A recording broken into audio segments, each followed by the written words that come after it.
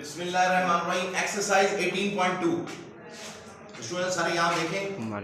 कहता है if f varies directly as mq, f vary करता है डायरेक्टली एज mq, ठीक है। तो इसको हम कैसे लिखेंगे? इफ f वेरीज तो हम लिखेंगे f वेरीज की ये निशानी डायरेक्टली एज mq, तो डायरेक्टली एज mq वैसे लिखेंगे, ठीक है। तो ये हो गया f varies directly as mq when m is equals to 3, जबकि m 3 है और 81 f की वैल्यू 81 है।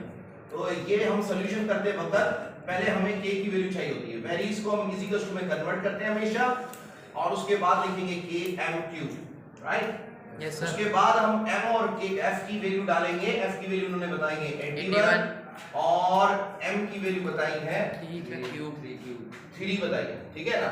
तो 3 का क्यूब हो गया। अब इस इक्वेशन में कितने अननोन? 8, यानी k फाइंड करना है तो k फाइंड होगा, नजर आ रहा है। तो अब यहाँ पर 3 का क्यूब कितना हुआ? 27। 81 वैसे का वैसा लिखेंगे और ये कितना आ गया k और ये आ गया मल्टीप्लाई बाय 27।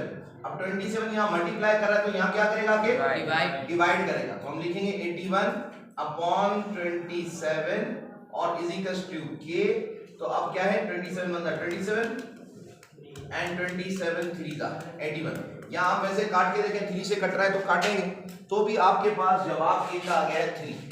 तो k की वैल्यू हमारे पास क्या आ गई है? 3। अब हमारे पास वेरिएशन करने के लिए ये वो वैल्यू है, रेशो है, जिसके जरिए से हम वेरिएशन करेंगे। अब कहता है फाइंड f। अब आगे सवाल में जब कोई कहता है ना फाइंड f, कोई क्वेश्चन फाइंड करने को कहता है कि वैल्यू फाइंड करो, f की वैल्यू फाइंड करो, तो अब जो हम f फाइंड करेंगे वो इक्वेशन वही होगी, मेन इक्वेशन ये वाली।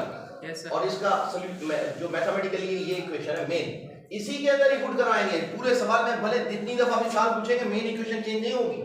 तो मेन इक्वेशन कौन सी है? f is equals to k m cube. इसी के अंदर अब वो कह रहा है find the value of f, तो f की वैल्यू फाइंड करनी, इसलिए वैसे का वैसा।